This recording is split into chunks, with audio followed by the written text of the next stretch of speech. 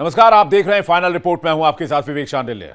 बांग्लादेश में हिंदुओं के खिलाफ हिंसा बढ़ती जा रही है। राजबाड़ी जिले में अमृत मंडल नाम के एक शख्स को भीड़ ने पीट पीट कर मार डाला। अभी भारत का गुस्सा, भारत का आक्रोश दीपू चंद्र दास को लेकर ठंडा भी नहीं हुआ था कि एक और हिंदू दलित के पीट पीट कर बांग्लादेश में लिंचिंग कर दी गई, मार दिया गया। इस दूसरे हत्या के बाद, हिंदू घरों में आगजनी के बाद पूरे बांग्लादेश में हिंदुओं में दहशत का माहौल है। आपको याद होगा, इससे पहले दीपू चंद्र दास की हत्या हुई थी। 2025 में अब तक 184 लोगों की हत्या की जा चुकी है। सवाल यह है कि बांग्लादेश क्या हिंदुओं के लिए अब नरकस्तान बन चुका है? बांग्लादेश में हिंदुओं के खिलाफ हिंसा का एक और मामला सामने आया है। दीपू चंद्र दास के बाद अब अमृत मंडल उर्फ सम्राट की भीड़ ने पीट पीट कर हत्या कर दी। अमृत की उम्र 29 साल थी। घटना राजबाड़ी जिले की है। पांगशा मॉडल पुलिस स्टेशन ने इसकी पुष्टि की है। पुलिस ने बताया कि स्थानीय निवासियों ने अमृत मंडल पर जबरन वसूली का आरोप लगाया था, जिसके बाद मामला भीड़ हिंसा में बदल गया। पुलिस रिकॉर्ड में अमृत मंडल का नाम स्थानीय गिरोह के नेता के तौर पर दर्ज है। गिरोह का नाम सम्राट वाहिनी है। चिटगांव के पास राउजान इलाके में मंगलवार को हिंदू परिवार का घर आग के हवाले कर दिया गया। राउजान इलाके में 5 दिन के भीतर 7 हिंदू परिवारों के घर जला दिए गए। पुलिस ने अब तक 5 संदिग्धों को गिरफ्तार किया है। बीते हफ्ते मैनमन सिंह शहर में भीड़ ने 28 साल के हिंदू फैक्ट्री कर्मचारी दीपू चंद्र दास की पीट पीट कर हत्या कर दी थी। उन पर ईशानिंदा का आरोप लगाया था। इस घटना के बाद देश भर में विरोध प्रदर्शन हुए। अंतरिम सरकार के प्रमुख मोहम्मद यूनुस ने कहा कि सरकार मृतक की पत्नी, छोटे बच्चे और माता पिता की जिम्मेदारी उठाएगी। पुलिस ने इस मामले में अब तक 12 लोगों को गिरफ्तार किया है। हिंसा और आगजनी की इन घटनाओं ने बांग्लादेश में डर का माहौल पैदा कर दिया है। 12 दिसंबर को ढाका में इनकलाब मंच के नेता शरीफ उस्मान हादी को गोली मारी गई थी। सिंगापुर में इलाज के दौरान उसकी मौत हो गई थी। उसी शाम भीड़ ने डेली स्टार, प्रथम आलो के दफ्तरों में आग लगा दी। पुराने सांस्कृतिक संगठन छाया नट और उदीची शिल्पी गोष्ठी के कार्यालय भी फूंक दिए। यूनुस के ऑफिस ने बयान जारी कर कहा कि आरोप या अफवाहों के बहाने हिंसा को मंजूरी नहीं दी जा सकती। वहीं मानवाधिकार संगठन NO सलीश केंद्र ने बताया कि 2025 में अब तक बांग्लादेश में हिंसा में 185 लोगों की मौत हो चुकी है। Bureau report, India daily. Bangladesh में हिंदुओं पर अत्याचार को लेकर देश भर में प्रदर्शन जारी है। खास तौर पर आज यूपी के कई जिलों में हिंदू संगठनों ने बांग्लादेश सरकार के खिलाफ नारेबाजी की है, पुतला फूंका है। पूरा देश बांग्लादेश से जवाब मांग रहा है। सरकार से पूछ रहा है कि सरकार बांग्लादेश को उसकी जिम्मेदारी तय करे, उसको कटघरे में लाए और बांग्लादेश की जवाबदेही तय हो। और इसी के साथ यूनुस सरकार को 10 जनवरी तक का अल्टीमेटम दिया गया है।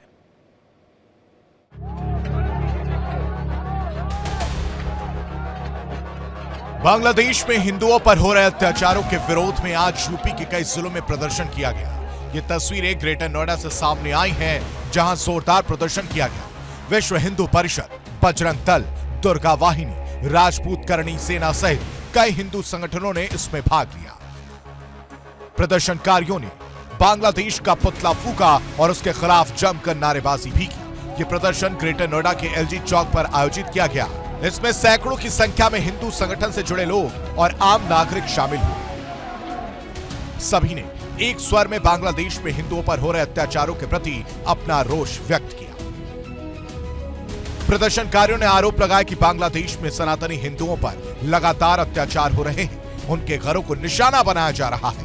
उनकी निर्मम हत्याएं की जा रही हैं। उन्होंने भारत सरकार को 10 जनवरी तक का समय दिया है। प्रदर्शनकारियों ने चेतावनी दी, यदि बांग्लादेश के खिलाफ कोई सख्त कार्रवाई नहीं हुई तो वो 10 जनवरी को बांग्लादेश दूतावास पर जोरदार प्रदर्शन करेंगे। देश भर में इस समय हम लोगों ने सबने मिलकर आह्वान निकाला है कि जो दीपू चंद्र दास का निर्ममता के साथ, जो अत्याचार के साथ में जो उनकी हत्या कर दी, वास्तव में केवल दीपू चंद्र दास एक नहीं है, वहां सैकड़ों हजारों इसी प्रकार से कहीं पत्थरों से मारा जाता है, कहीं उनके अंग काटे जाते हैं, उनकी चोटी काटी जाती है, उन महिलाओं पर अत्याचार बलात्कार हो रहा है और लगातार वो वहाँ का हिंदू समाज भयभीत है।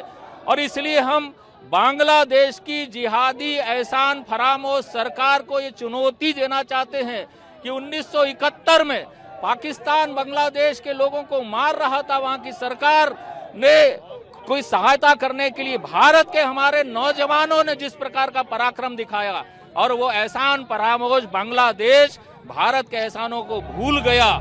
वहीं ये दूसरी तस्वीरें यूपी के बुलंदशहर के छतारी से सामने आई हैं, जहां विश्व हिंदू परिषद और बजरंग दल के कार्यकर्ताओं ने बांग्लादेश के प्रधानमंत्री का पुतला फूंका। बांग्लादेश में अल्पसंख्यक हिंदुओं पर हो रहे अत्याचार के खिलाफ हिंदू संगठनों के कार्यकर्ताओं ने यह प्रदर्शन किया। प्रदर्शन के दौरान बांग्लादेश मुर्दाबाद के नारे भी लगाए गए। ये बांग्लादेश में हो रहे अत्याचार के विषय में, हिंदुओं पर जो अत्याचार हो रहा है, इसके विषय में ये पुतला फूंका गया है और ये उग्र आंदोलन है। अगर हिंदू हित का हनन हुआ तो खून बहेगा सड़कों पे।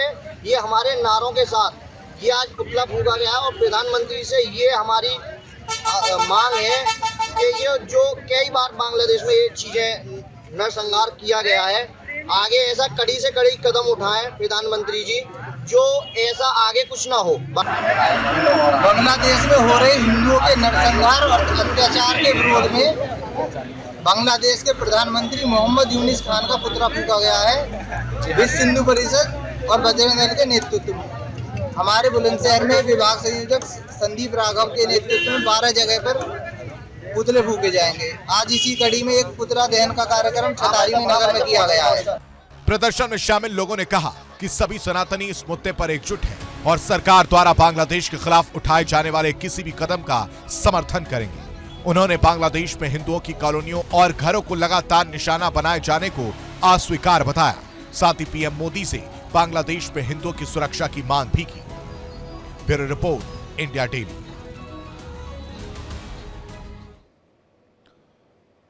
बांग्लादेश में उस्मान हादी की मौत के बाद नए सिरे से बवाल शुरू हो गया है। खासकर हिंदुओं के खिलाफ एट्रोसिटी बहुत तेजी से बढ़ गई है।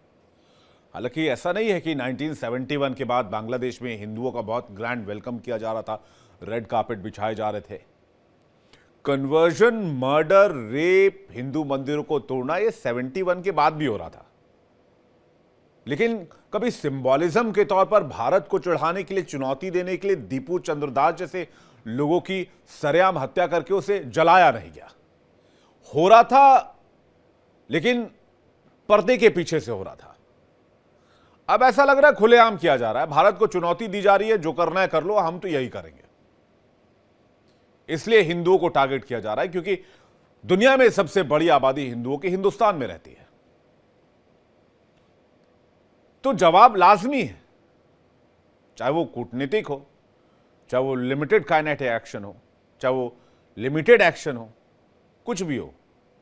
और भारत के पड़ोसी देश में हिंसा ऐसे समय में हो रही है जहां वो 2 महीने के अंदर चुनाव में जाने वाला है। तो एक नर्सरी का बच्चा भी समझ सकता है कि जहां 2 महीने में चुनाव है, वहां 2 महीने पहले भारत विरोधी एजेंडा क्यों चलाया जा रहा है। जाहिर सी बात है, बांग्लादेश में यूनुस सरकार चुनाव नहीं कराना चाहती और चुनाव से बचने के लिए इससे बढ़िया कोई एजेंडा है नहीं, और इसलिए बांग्लादेश को जलाया जा रहा है। निशाने पर वहां के हिंदू हैं।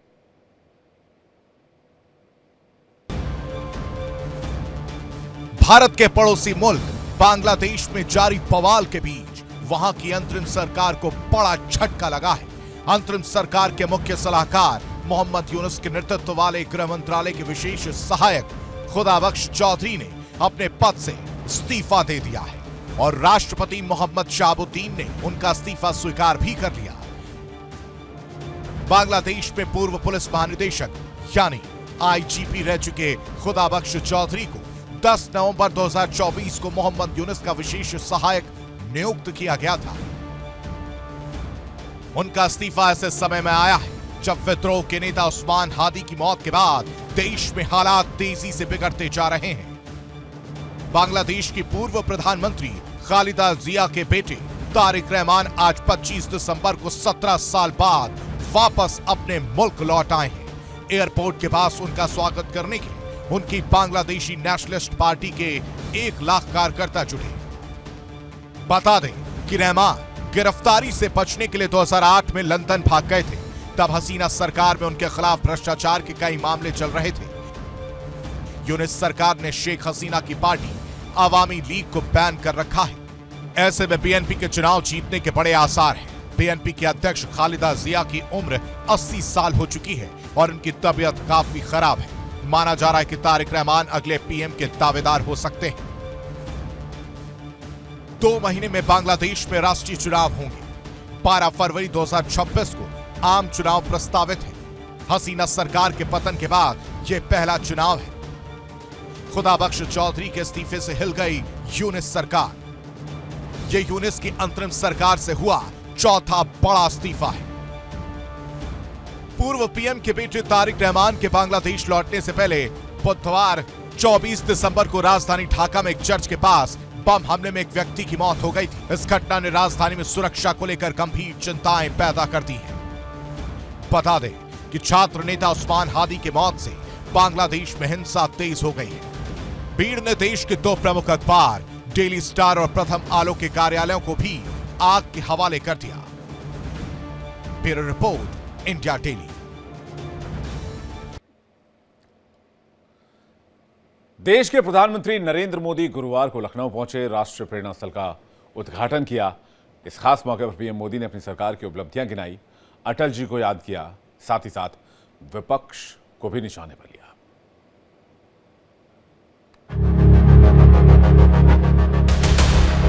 लखनऊ में राष्ट्र प्रेरणा स्थल के लोकार्पण के मौके पर देश को संबोधित करते हुए पीएम मोदी ने कहा कि राष्ट्र प्रेरणा स्थल उस सोच का प्रतीक है जिसने आत्मसम्मान और सेवा का मार्ग दिखाया है। इन महापुरुषों की विशाल प्रतिमाएं इतनी ऊंची हैं, लेकिन इनसे मिलने वाली प्रेरणाएं इनसे भी बुलंद है। पीएम ने कहा कि मैं यूपी के साथ पूरे देश को इस आधुनिक प्रेरणा स्थल की बधाई देता हूं। उन्होंने कहा कि जिस जमीन पर ये बना है, इसमें कई दशकों में कूड़े कचरे का पहाड़ बना हुआ है। इस प्रोजेक्ट से जुड़े सभी लोगों को बहुत बधाई देता हूं। पीएम ने आगे कहा, बीजेपी को गर्व है कि हमारी सरकार को आर्टिकल 370 की दीवार गिराने का मौका मिला। इसकी बुनियाद बहुत पहले श्यामा प्रसाद मुखर्जी ने रखी थी। हम उनकी नीतियों को आगे लेकर गए हैं। अब देश में 2 निशान और 2 विधान नहीं चल सकते। ये देश एकरूपता के धागे में बंधा हुआ है। पीएम मोदी ने कहा कि देश के संविधान को बनाने वाले बाबा साहेब अम्बेडकर को सपा और कांग्रेस ने मिटाने का पाप किया है। दिल्ली के एक शाही परिवार ने अम्बेडकर का जिक्र नहीं किया कि कहीं उनके महत्व में कमी ना आ जाए। प्रदेश में यही काम समाजवादी पार्टी ने किया। इन दोनों पार्टियों ने अम्बेडकर को वो सम्मान नहीं दिया जो उन्हें मिलना चाहिए था। साथियों, कोई नहीं भूल सकता कि कैसे बाबा साहब अम्बेडकर की विरासत को मिटाने का प्रयास हुआ। दिल्ली में कांग्रेस के शाही परिवार ने यह पाप किया और यहां यूपी में सपा वालों ने भी यही दुस्साहस किया। पीएम ने आगे कहा कि पहले बैंक खाते कुछ लोगों के होते थे, वैसे ही बीमा भी कुछ लोगों तक सीमित था। हमने जीवन ज्योति योजना बनाई। आज इस स्कीम से 25 करोड़ से ज्यादा गरीब जुड़े हैं। इसी तरह दुर्घटना बीमा से 55 करोड़ लोग जुड़े हैं। ये वो लोग हैं जो बीमा के बारे में सोच नहीं पाते थे। इन योजनाओं से करीब 25,000 करोड़ का भुगतान इन गरीब परिवारों के काम आया। जैसे बैंक खाते सिर्फ कुछ ही लोगों के होते थे, वैसे ही बीमा भी कुछ ही संपन्न लोगों तक सीमित था। इसके लिए प्रधानमंत्री जीवन ज्योति बीमा योजना बनाई। इससे मामूली प्रीमियम पर 2 लाख रुपए का बीमा सुनिश्चित हुआ। आज इस स्कीम से 25 करोड़ से ज्यादा गरीब जुड़े हैं। प्रधानमंत्री ने कहा कि सन 2000 के बाद से अब तक करीब 8 लाख किलोमीटर सड़कें गांवों में बनी हैं। इनमें से करीब 4 लाख किलोमीटर सड़कें पिछले 10 वर्षों में बनी हैं। पूरे देश में एक्सप्रेसवे बनाने का काम चल रहा है। यूपी एक्सप्रेस बनाने में नाम कमा रहा है। एक के बाद एक एक्सप्रेसवे बन रहे हैं। अटल जी ने दिल्ली में मेट्रो की शुरुआत की थी। मेट्रो नेटवर्क लोगों की जिंदगी आसान बना रही है। उत्तर प्रदेश के कई शहरों में तेजी के साथ मेट्रो बन रही है। Bureau report, India daily.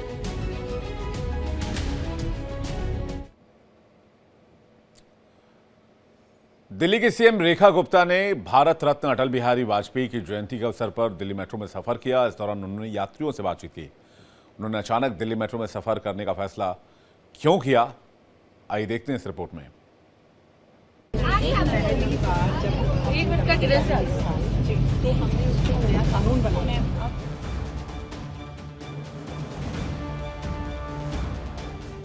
Delhi की सीएम रेखा गुप्ता ने गुरुवार को मेट्रो का सफर किया। इस दौरान उन्होंने लेडीज कोच में सफर कर रही महिलाओं के साथ खूब बातचीत भी की।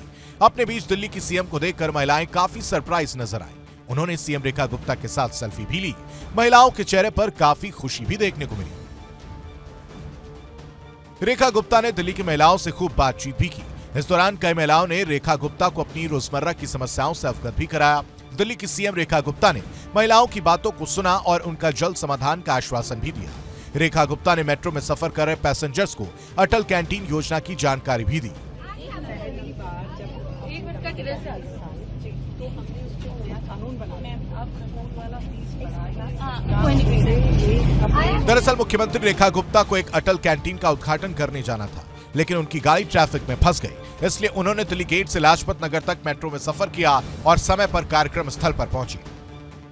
पूर्व प्रधानमंत्री अटल बिहारी वाजपेयी की जयंती के मौके पर दिल्ली में अटल कैंटीन योजना के तहत 100 कैंटीन खोली जा रही है। अटल कैंटीन योजना का मकसद गरीबों को पौष्टिक भोजन पहुंचाना है। इसमें विशेष रूप से मजदूर समाज और झुग्गी झोपड़ी में रहने वाले लोगों को ध्यान में रखा गया है, जो मजदूरी का काम करते हैं और कम कमा पाते हैं। अटल कैंटीन में ऐसे ही लोगों यानी गरीब वर्ग के लोगों को पेट भर भोजन मुहैया कराया जाएगा।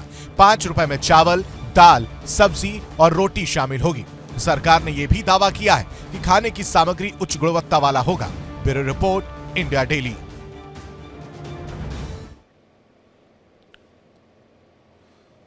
25 दिसंबर को सड़क हादसे की 2 खबरों ने पूरे देश को हिला दिया।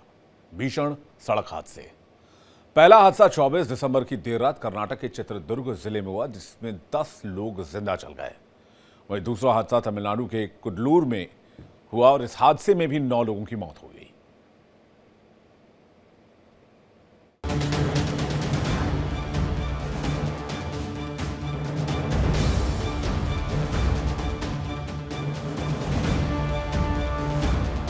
कर्नाटक के चित्रदुर्ग जिले में बुधवार 24 दिसंबर की देर रात एक ट्रक के बस से टकराने से भीषण सड़क हादसा हो गया। घटना पर बस चालक ने बताया कि विपरीत दिशा से तेज रफ्तार में आ रहे ट्रक को देखकर उसने अपने वाहन को नियंत्रित करने की कोशिश की, लेकिन नाकाम रहा। पुलिस के एक वरिष्ठ अधिकारी ने बताया कि बुधवार देर रात करीब 2 बजे हीरुअर के पास एक तेज रफ्तार कंटेनर ट्रक ने एक निजी लग्जरी स्लीपर बस को टक्कर मार दी, जिससे बस में आग लग गई। हादसे के वक्त बस में 30 यात्री सवार थे, जिनमें से 10 यात्री जिंदा जल गए। इस दुर्घटना में बस चालक रफीक घायल हो गया, जिसका इलाज चल रहा है। उसने बताया ट्रक सड़क पर बने डिवाइडर के दूसरी ओर से सामने आया और टकरा गया। ट्रक की रफ्तार बहुत तेज थी। उस समय बस 60 से 70 किलोमीटर प्रति घंटे की रफ्तार से चल रही थी। ड्राइवर ने सामने से ट्रक को आते देखा। उसे बस इतना याद है कि ट्रक बस से टकराया, उसके बाद क्या हुआ और उसे कैसे बाहर निकाला गया ये याद नहीं। वहीं तमिलनाडु के कड्डलोर जिले से एक बेहद दर्दनाक सड़क हादसे की खबर सामने आई। राष्ट्रीय राजमार्ग पर हुए इस भीषण हादसे में 9 लोगों की मौत हो गई, जबकि कई अन्य लोग गंभीर रूप से घायल हो गए। इस दुर्घटना से पूरे इलाके में शोक का माहौल है। स्थानीय सूत्रों के मुताबिक यह हादसा कड्डलोर जिले के राष्ट्रीय राजमार्ग पर हुआ। एक सरकारी बस तेज रफ्तार में जा रही थी, तभी अचानक बस का टायर फट गया। टायर फटते ही बस चालक का वाहन से नियंत्रण हट गया। अनियंत्रित बस सड़क के डिवाइडर को पार करते हुए विपरीत दिशा में चली गई और सामने से आ रही 2 कारों से जोरदार टक्कर हो गई। टक्कर इतनी भीषण थी कि बस और दोनों कारें बुरी तरह से क्षतिग्रस्त हो गईं। हादसे के बाद मौके पर चीख पुकार मच गई। आसपास मौजूद लोगों ने तुरंत पुलिस और एम्बुलेंस को सूचना दी। स्थानीय लोगों की मदद से घायलों को बाहर निकाला गया। पुलिस ने बताया कि इस हादसे में 9 लोगों की मौके पर ही मौत हो गई। मृतकों में बस और कार सवार दोनों शामिल हैं। वहीं कई लोग गंभीर रूप से घायल हैं, जिन्हें नजदीकी अस्पताल में भर्ती कराया गया है। कुछ घायलों की हालत नाजुक बताई जा रही है, जिससे मृतकों की संख्या बढ़ने की आशंका भी जताई जा रही है। Bureau report, India daily.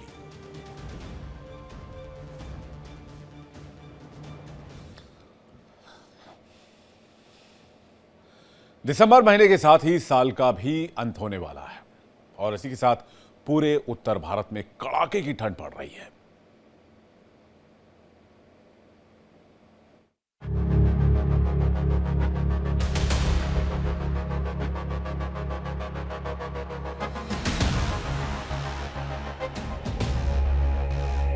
रास्ते में स्नोफॉल मिल गई थी और उसके बाद फिर तब से एंजॉय कर रहा हूँ।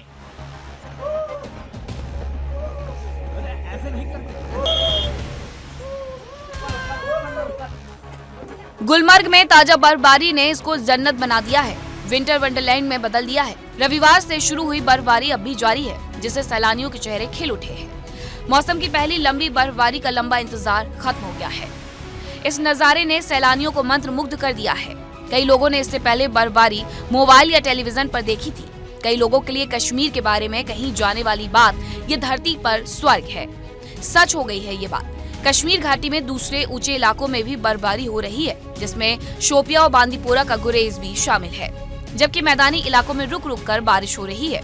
कश्मीर के ऊपरी इलाकों में होने वाली ताजा बर्फबारी और बारिश से ठंड की लहर लौट आई है। घाटी के ज्यादातर हिस्सों में न्यूनतम तापमान फ्रीजिंग पॉइंट से नीचे रहा। कई प्रमुख टूरिस्ट स्थानों पर तापमान भी 0 डिग्री से नीचे रहा। मौसम विभाग ने कड़ाके की ठंड पड़ने की चेतावनी दी है। वहीं उत्तरी कश्मीर का स्की रिजॉर्ट गुलमर्ग उन ऊंचे इलाकों में से एक था जहां रात भर रुक रुक कर बर्फबारी हुई, जो सुबह तक जारी रही। इसी तरह घाटी के गुरेज, तंगधार, जोजिला, सोनमर्ग, सिंथन टॉप पर पीर की गली इलाकों से भी बर्फबारी की खबर मिली है। बहुत अच्छा लगा, बहुत मजा आ गया है यार, क्या बताऊं, बस एंजॉय करते करते वो हो गए हम लोग। बहुत अच्छा लगा सर, मैं 4 दिन से कश्मीर में हूँ, बहुत अच्छा लगा है मेरे को। और यहाँ के लोग भी बहुत अच्छे हैं, यहाँ की खातिरदारी बहुत अच्छी होती है लोगों से, बहुत अच्छे हैं लोग यहाँ के कश्मीर के। मैं फर्स्ट टाइम ऐसा लाइव स्नोफॉल देख रहा हूँ और बहुत बढ़िया एक्सपीरियंस था हम लोगों का और बहुत मजा आया और बहुत बड़े ग्रुप के साथ में आया था और सब लोगों ने खूब एंजॉय किया, अभी भी कर रहे हैं। ताजा बर्फबारी के कारण शोपिया जिले में मुगल रोड और बांदीपोरा में गुरेज को अनिश्चित काल के लिए बंद कर दिया गया है, जबकि घाटी के मैदानी इलाकों में रुक रुक कर बारिश हुई। अधिकारियों के अनुसार मंगलवार रात श्रीनगर में न्यूनतम तापमान 2.7 डिग्री सेल्सियस दर्ज किया गया था, जो पिछली रात के 4 डिग्री सेल्सियस से कम था और मौसम के सामान्य तापमान से 5.1 डिग्री ज्यादा था। घाटी के अन्य हिस्सों में भी न्यूनतम तापमान 3.8 से 5.6 डिग्री सेल्सियस के बीच दर्ज किया गया। मैं आई हूँ गुलमर्ग बर्फ देखने के लिए। मैं आई थी 18 तारीख, बट मुझे बर्फ नहीं मिली। आज मेरा फर्स्ट डे है, जिस दिन मैं लास्ट डे जा रही हूँ, तब मुझे स्नोफॉल मैं यहाँ मिल गई है फाइनली, और मुझे यहाँ पे बहुत बहुत बहुत अच्छा लग रहा है। नहीं, ये मेरा फर्स्ट टाइम है और आज ही मुझे वापस भी जाना है, इसलिए मुझे आज ही यहाँ पे स्नोफॉल मिल गया। गुलमर्ग आके सिर्फ बर्फ लगा है, बहुत अच्छा लगा है, बहुत अच्छा लगा है। जैसा कश्मीर के बारे में बताया जाता है, सेम जन्नत है। मौसम विभाग ने आमतौर पर बादल छाए रहने और कुछ जगहों पर बारिश की संभावना जताई है। मौसम विभाग के अधिकारियों ने बताया कि अगले कुछ दिनों तक मौसम शुष्क रहने की संभावना है, जिससे न्यूनतम तापमान में और गिरावट आएगी और कश्मीर घाटी और उत्तर भारत में कड़ाके की ठंड पड़ेगी। Bureau report, India daily.